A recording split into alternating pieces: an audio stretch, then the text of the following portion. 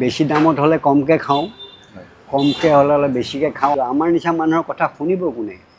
চৰকাৰটো চৰকাৰেই, আমাৰবিলাকৰেই দৰকাৰ, চৰকাৰৰ কিহৰ দৰকাৰ? বেমাৰৰ কাৰণে ঔষধৰ কথা আহি পৰে, ঔষধৰটো দাম বাঢ়ি আছে, ইয়াতে দাম বাঢ়ি আছে, নাই বাঢ়া কিহত? এতিয়া বস্তুবিলাক হৈছে কি দাম বাঢ়ি আছে, নেখালেও আলু এতিয়া নহয় 1 কেজি নিছিলোঁ, এতিয়া আধা কিলো নিওঁ, 1 পোৱা নিওঁ, এনেকুৱা 50 বিক্ৰী কৰি আছিলোঁ আজি এমাহ আগত, এতিয়া 15 ৰুপিজ কৰি বাঢ়িছে পাৰ কেজি। এই চাউলটো এইটো কি নাম? BPT? মই নিজে চলাটো দূৰৰে কথা, মই দোকানখন চলোৱাতে মুস্কিল হৈ গৈছে। এইবোৰ বহুত বাঢ়ি গৈছে, এই মানে সপ্তাহে সপ্তাহে বাঢ়াৰ দৰে হৈছে বৰ্তমান।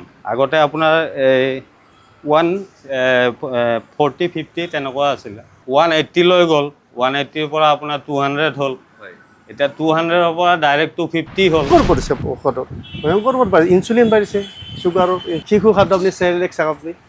আজি MRP সুধিলে আপুনি যদি কয় 270, কালি MRP বাঢ়ি আছে 280, 90। মানে 150 প্ৰেছাৰ টেবলেটটো এতিয়া হঠাৎ কিমান হ'ব? হঠাৎ 200, 190। কালি যদি আমি ঔষধ আনিব যাওঁ, দামটো এটা চেঞ্জ হৈ যায়, বেলেগ বেলেগ বাঢ়ি যায়। বাঢ়ি যায় এইটো দামটো।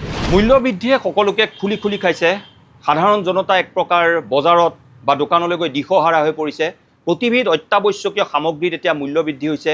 কি চাউল, কি দালি, কি কণী, কি চেনি, সকলোতে কেৱল মূল্য বৃদ্ধিৰ দৈত্য। কিন্তু মূল্য বৃদ্ধিক লৈ এতিয়া কোনো প্ৰশ্ন নকৰে। মূল্য বৃদ্ধিক লৈ এতিয়া যিসকলে কৰিবলগীয়া কৰণীয় আছে তেওঁলোকে বিশেষ একো পদক্ষেপ নলয়, কেৱল চকুৰ চমক মাজে মাজে দিয়াৰ প্ৰয়াস কৰে। মই এখন গেলামালৰ দোকানত আহি উপস্থিত হৈছোঁ। এয়া খাদ্য সামগ্ৰী আছে, প্ৰতিবিধ সামগ্ৰীত কিদৰে মূল্য বৃদ্ধি হৈছে বিগত 2-3 মাহত। দোকানখনৰ যিগৰাকী স্বত্বাধিকাৰী আছে, মই তেখেতৰ চলাইছোঁ। আপোনাৰ নামটো ক'ব? নমস্কাৰ, মোৰ নাম প্ৰাণজিৎ দাস। হয় দাস, কিমান বছৰলৈ দোকান? মোৰ 20 ইয়াৰ্ছ ক্ৰছ হৈছে। 20 বছৰ হ'ল। শেহতীয়াকৈ মূল্য বৃদ্ধিয়ে কেনেকৈ আপোনাক এফেক্ট কৰিছে, কেনেকৈ মূল্য বৃদ্ধি হৈছে যদি আপুনি দেখুৱাই দিয়ে? মূল্য বৃদ্ধি আপোনাৰ বিশেষকৈ যিবোৰ চাউল মানে বেছি ইউজ হয়, ধৰক এইটো আছে সোনা শক্তি, এনেকুৱা বেগ, এইটো চাউল আৰু সোনা শক্তি। অঁ হয়, আৰু এই BPT বুলি কয়, এইটো আৰাম BPT, ইয়াৰ বইলো আছে। এইবোৰ চাউল মানে বেছি বিক্ৰী হয় তাৰমানে মাৰ্কেটত, মানে অকেজন লৈ মানুহে ব্যৱহাৰ কৰে, সেইটো কাৰণে এইবোৰত ঘপকৈ বহুত বাঢ়ি গৈছে। মানে ধৰক এইটো 50 বিক্ৰী কৰি আছিলোঁ আজি এমাহ আগত, এতিয়া 15 ৰুপিজ কৰি বাঢ়িছে পাৰ কেজি। এই চাউলটো এইটো কি নাম? BPT? BPT চাউলটো হয়, এইটো 15 টকাকৈ পাৰ কেজি এই এমাহৰ ভিতৰত। এইটো সোনা শক্তি হাতত কেইটামান লওক। এইটো সোনা শক্তি বাঢ়ি গৈছে আপোনাৰ এতিয়া 80 ক্ৰছ হৈ গৈছে। 80 টকা কেজি, আগতে কিমান আছিল? এইটো আপোনাৰ 65 আছিলে, এইটোতো 15 টকা বাঢ়িছে। এইবোৰ বহুত বাঢ়ি গৈছে, এই মানে সপ্তাহে সপ্তাহে বাঢ়াৰ দৰে হৈছে বৰ্তমান। মই তাৰমানে ধৰক বেছি নানো, 2 বেগ বা 1 বেগ আনো, প্ৰত্যেকটো সপ্তাহতে মানে ডিফাৰেঞ্চ আহি থাকে। গ্ৰাহকক আপোনাৰ দামটো ক'বলৈ বেয়া লাগেনে? ক'ব মানে কি, এতিয়া গ্ৰাহক মানে ধৰক 2 কেজি লৈছিল, 1 কেজি লয়, আৰু কমি গৈছে তাৰমানে চেলটো। এতিয়া কোনোবা ধৰক কিবা পাতিছে, বিয়া চিয়া সংক্ৰান্তত বস্তুটো বিক্ৰী হৈছে, কিন্তু এনে মানে বস্তুটো বিক্ৰী কমি গৈছে। হয়, আপোনাৰ দোকানত মই মাত্ৰ 1 প্লেট কণী দেখিছোঁ। কণী প্লেটটো হাতত লওক, আপুনি হাতত লৈ আহক। এই কণীটো সাংঘাতিক ধৰণে মূল্য বৃদ্ধি হৈছে। হয়, এইটো নক'ব আৰু, জানুৱাৰীলৈ 7 টকা 6 টকা বিক্ৰী হৈ আছিলে, এই ৰিচেণ্ট আপোনাৰ এতিয়া 10 টকা 12 টকাই হ'ব বোলে। প্ৰডাকশ্যন নাথাকে, কিবা নাথাকে, এনেকুৱা হয়, কমি যায়, কিবা হয়। এতিয়া 1 প্লেট বিকিলে কিমান ল'ব আপুনি? 1 প্লেট আপোনাৰ 270 টকা লওঁ, এনে পাৰ পিচ হিচাপ হ'লে 10 টকা লওঁ। আগতে কিমান লৈছিল? আগতে আপোনাৰ 140-50 তেনেকুৱা আছিলে। 140-50, ঘূৰা ঘূৰি গৈ এতিয়া 270 টকা। 180 লৈ গ'ল, 180ৰ পৰা আপোনাৰ 200 হ'ল, এতিয়া 200ৰ পৰা ডাইৰেক্ট 250 হ'ল, তেনেকুৱা বাঢ়ি বাঢ়ি গৈয়ে আছে বস্তুটো এই কেইদিনৰ ভিতৰত। আৰু চেনি আপোনাৰ কোৱালিটি লৈ আছে, ধৰক মই এতিয়া মিহি চেনি, এনেকুৱা মোটা চেনি আছিলে, এইবিলাক অলপ জাম হৈ গৈছে। এইবিলাকত আপোনাৰ 50 ক্ৰছ হৈ গৈছে, মানে আনা দামটোৱে। বিক্ৰীটো চৰকাৰে 6 ৰুপিজ বেছি ল'ব দিয়ে, মানে পাৰ কেজি হিচাপত। এতিয়া ধৰক কোৱালিটি লৈ মানে বাঢ়িছে, আৰু এতিয়া 55 হৈছে কেজি। এই মিঠাতেলটোৰ দাম বহুত বাঢ়িছে বৰ্তমান। আপোনাৰ এই ৰিচেণ্ট মই এই মিঠাতেল ল'লোঁ আজি, আপোনাৰ আধা লিটাৰ ধাৰা কাচি ঘানি আপোনাৰ 94 ৰুপিজ কৈ বাঢ়িছে, 94 ৰুপিজ পাৰ পেকেট। আগতে আমি 90ত বিক্ৰী কৰিছিলোঁ, এতিয়া ৰাখা দাম আপোনাৰ 94। গম পাইছে? MRPটো বেলেগ, MRP মই এতিয়া 100ত দিব লাগিব। আগতে ধাৰা আধা লিটাৰত আপুনি 90 টকাত বিক্ৰী কৰিছিল বিক্ৰী কৰিছিলোঁ। এতিয়া মই কিনিছোঁ 94।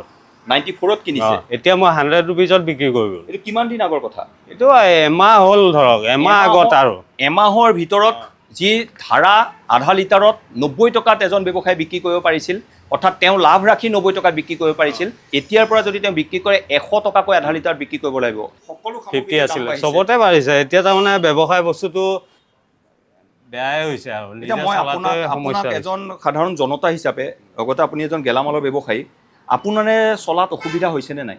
বহুত অসুবিধা। এইটো মানে মই নিজে চলাটো দূৰৰে কথা, মই দোকানখন চলোৱাটোৱে মুস্কিল হৈ গৈছে। বাকী ঘৰ চলোৱা ভাড়া দিয়া এইবিলাকতো বেলেগ পাৰপচেদি কৰিব লাগিব। এতিয়া এৰিম বুলি ভাবিছোঁ এইটো ব্যৱসায় আৰু। ব্যৱসায় এৰি দিব মানে এনেকুৱা হ'লে মানে মালিক পক্ষক দিব লাগিব, মই নিজে চলিব লাগিব, দোকানৰ বস্তু আনিব লাগিব, প্ৰব্লেম হৈ যায়। এইটো সমস্যাটো বহুত হৈ যায়। মানে এইবোৰ চিন্তা কৰি আপোনাৰ মূৰটো বেয়া হৈ থাকে। বিশেষ কৰি মানে মোৰ বেয়া বুলি মানে কি, দুখীয়া শ্ৰেণীৰ মানুহখিনি যিখিনি বজাৰ কৰে ধৰক, যিখিনি টকা আছে তো সিহঁতে অনলাইনতে আনি বজাৰ, যিখিনি দুখীয়া শ্ৰেণীৰ হাজিৰা কৰা মানুহ সিহঁতৰ প্ৰব্লেম হৈছে। দোকানখনত থাকিলে মই ফেচ কৰোঁ এই বস্তুটো। কি কয় ধৰক আলু নিব আহে, আলু নিলে আপোনাৰ আধা কেজি আলু ল'ব, তেনেকুৱা 1 কেজি নিয়া মানুহজনে আধা কেজি নিব, ধৰক আধা কেজি দালি নিয়া মানুহজনে 1 পোৱা ল'ব। বস্তু কোৱান্টিটিটো কমি গৈছে, মোৰ চেলটো কমি গৈছে।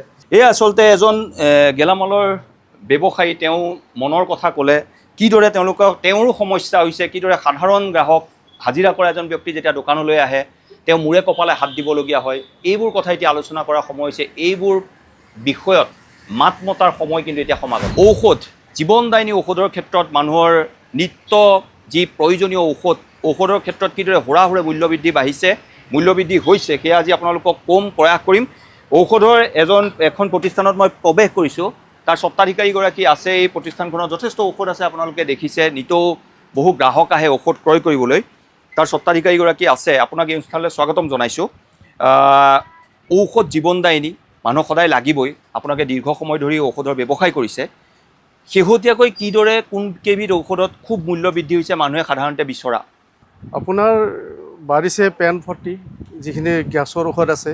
আজি ধৰ পেন 40 আমি 3 মাহৰ আগত পাইছিলোঁ 170, আজি ডেট হৈছে 192। 3 মাহৰ ভিতৰত কিমান টকা বাঢ়িল? 22 টকা বাঢ়িল। 22 টকা বাঢ়িল গেছৰ ঔষধত। গেছৰ ঔষধে প্ৰত্যেকটোৰো হৈছে। 270 MRP আছিল, 299 হৈছে আজি। চেলকেল আপোনাৰ আছে, কেলছিয়ামৰ ঔষধ, তাত বাঢ়িছে 431 ঔষধ 460 হৈছে। এইটো 3 মাহৰ ভিতৰত? 3-4 মাহৰ ভিতৰতে আপোনাৰ। চুগাৰৰ ঔষধত বাঢ়িছে 30 টকা। চুগাৰৰ আছিল 275, আজি হৈছে 301। 3 মাহৰ ভিতৰত? 3 মাহৰ ভিতৰত, 3-4 মাহৰ ভিতৰতে হৈছে এইখিনি। মানে ধৰক আপোনালোকে আজি অলপ ষ্টকৰ বাবে ঔষধ কিনিলে, কিনি এসপ্তাহৰ পিছত যদি আকৌ কিনিবলৈ যায় আহে প্ৰত্যেক নিউ বেটছ। মানে কালি যদি আমি ঔষধ আনিব যাওঁ, দামটো এটা চেঞ্জ হৈ যায়, বেলেগ বাঢ়ি যায়। বাঢ়ি যায় এইটো দামটো। তেতিয়া আপোনালোকে তেওঁলোকক প্ৰশ্ন কৰে? কাষ্টমাৰ আহে আমাক কৰে। কাষ্টমাৰ সোধে যে কালিতো 431 আমি ঔষধটো লৈছিলোঁ, আজি 460 কেনেকৈ হ'ল? সেইটো প্ৰিণ্ট আহিছে নতুন, এতিয়া কাষ্টমাৰটো নাপায়, বুজি নাপায়। তেতিয়া আপোনালোকে কি উত্তৰ দিয়ে? কি উত্তৰ দিম কাষ্টমাৰ? কাষ্টমাৰ আমাকে সোধে কি কৰোঁ আপোনালোকে, আমি কি কৰিম এতিয়া? মানে মানুহে দেখি আছে যে কণীত মূল্য বৃদ্ধি হৈছে, দালিত মূল্য বৃদ্ধি হৈছে, কিন্তু ঔষধত ভয়ংকৰ ৰূপত হৈছে। ভয়ংকৰ পৰিছে ঔষধত, ভয়ংকৰ ৰূপত বাঢ়িছে। ইনচুলিন বাঢ়িছে, চুগাৰৰ ইনচুলিনবিলাকৰ দাম বাঢ়িছে, দাম বাঢ়িছে। সেইবিলাক বাঢ়িছে। মানে আপোনাৰ বহু বছৰ হ'ল? মোৰ আজি 12-13 বছৰ হ'ল। এইদৰে মূল্য বৃদ্ধি পোৱা নাছিলোঁ। আগত মানে মানুহে সুধিলে আমাক প্ৰেছাৰ টেবলেটৰ দামটো কিমান, 150, এতিয়া আমি চাব লাগে তাৰমানে। প্ৰেছাৰৰ টেবলেট আমি চাব লাগে তেনেহ'লে দামটো আমি মানে ক'ব নোৱাৰোঁ এতিয়া ডাইৰেক্ট, মানে 150 বুলি ক'ব নোৱাৰোঁ। বা মানে 150 প্ৰেছাৰ টেবলেটটো এতিয়া হঠাৎ কিমান হ'ব? 200, 190। মানে মানুহে মূৰে কপালে হাত দিব লাগিব। এতিয়া এজন ব্যৱসায়ীৰ লগতে আপুনি এজন সাধাৰণ জনতা, গতিকে ৰাইজৰ যি সমস্যাবোৰ হৈছে তাৰ বাবে চোৱাৰ দায়িত্ব চৰকাৰ বা যিসকল ইয়াৰ দায়িত্বত আছে তেওঁলোকৰ কি কৰণীয় আছে বুলি ভাবে? চৰকাৰে এইখিনি কৰিব লাগে, কাৰণ মানুহৰ কিমান অসুবিধা। মেইনলি ঔষধ আপোনাৰ প্ৰেছাৰ চুগাৰ, এইখিনি ঔষধ কণ্টিনিউ লাগে মানুহক। এইখিনি ঔষধে দাম পিছে বাঢ়ি আছে।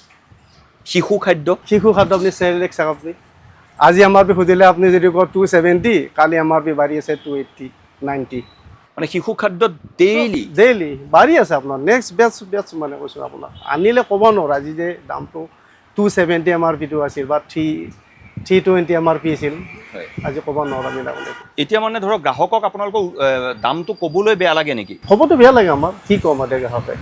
প্ৰত্যেকটোৰে চবৰে বেলেগ বেলেগ আছে মানুহ, হয়, গৰীব মানুহ আছে, মিডিল ক্লাছ মানুহখিনি আছে, হাই ক্লাছ মানুহখিনি আছে। কেতিয়াবা এনেকুৱা হৈছে ধৰক দিন হাজিৰা কৰা মানুহ এজন আহিছে আপোনাক সেই আগতে নি আছিল ঔষধটো, অঁ সেইটোতো কৈছোঁ আপোনাক, এতিয়া আগতে ইমান দামত নিছিলোঁ, এতিয়া কিয় ইমান দাম বাঢ়িল?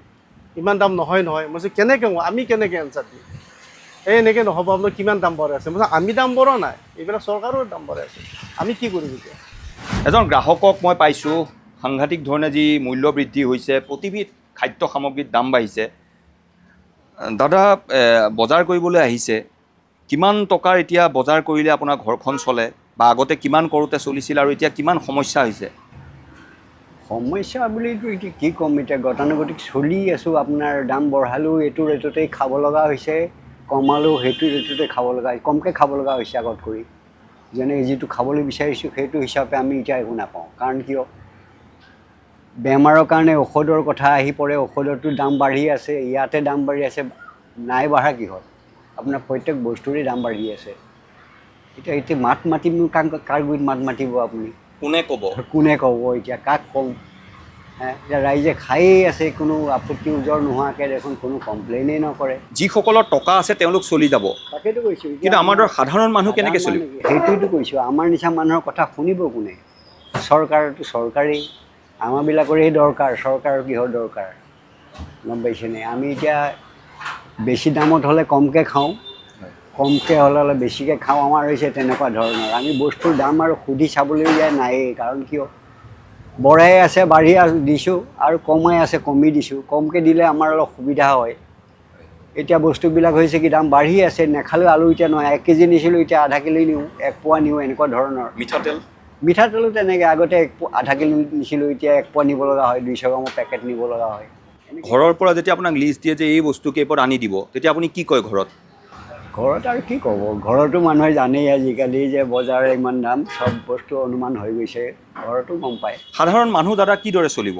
সাধাৰণ মানুহটো আৰু সেই এনেকৈ চলিব লাগিব। আমি এতিয়া যেনেকৈ চলি আছোঁ সেই এনেকৈ চলি থাকিব। আমাৰ এইবিলাক শুনোতা মানুহ খুব কম আছে এই সমাজ ব্যৱস্থাত, এনেকৈ শুনা মানুহ খুব কমেই আছে। আপুনি আজি যিটো এতিয়া প্ৰগ্ৰাম কৰিব আহিছে বা আপুনি জানিছে, এনেকুৱা বহুত অভাৱী মানুহ আছে। আপুনি মানে উপায় নাই, কি কৰিব কি? নেখালেতো নহয়, আপোনাৰ কমকৈ খালেও খাব লাগিব, এনেকুৱা ধৰণৰ হৈছে। আমি এতিয়া সমাজৰ এয়া এখন জীয়া ছবি। এইজন এজন সাধাৰণ গ্ৰাহক, তেওঁ মনৰ অনুভৱ ক'লে, তেওঁ কথাবোৰ আচলতে কোনে শুনিব? তেওঁলোক কিন্তু চলি যাব লাগিব, জীৱন ৰথৰ চকৰিৰ দৰে ঘূৰিয়েই থাকিব। কিন্তু সমাজৰ ধনিক শ্ৰেণীয়ে খাব, কিন্তু যি সাধাৰণ শ্ৰেণী, দৰিদ্ৰ শ্ৰেণীৰ কিন্তু ভয়ানক সমস্যা হৈছে। প্ৰতিবিধ সামগ্ৰী যি মনেৰে আগতে কিনিবলৈ আহিছিল, 1 কেজিৰ ঠাইত 1 পোৱা ক্ৰয় কৰিব লগা হৈছে, 1 লিটাৰ মিঠাতেলৰ ঠাইত 1 পোৱা ক্ৰয় কৰিব লগা হৈছে। উপায় নাই, তেওঁলোকেও চলাই যাব লাগিব নিজৰ জীৱন যুদ্ধ।